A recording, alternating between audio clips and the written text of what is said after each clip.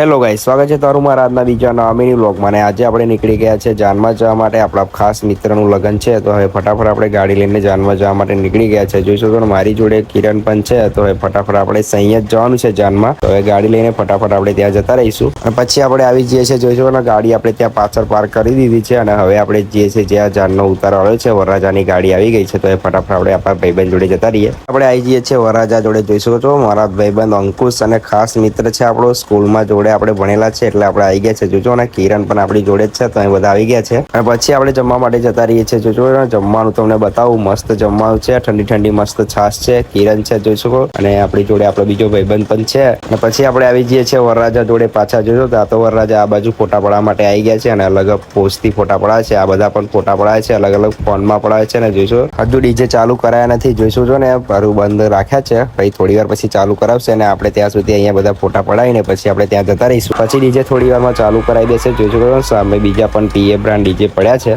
અને પછી ડીજે ચાલુ કરાવી દે છે. જોઈ શકો છો, કેમ કે જાન પૂકવા માટે આવી ગયા છે. જ્યાં જાનનો ઉતારો આપેલો ત્યાં જોઈ શકો છો.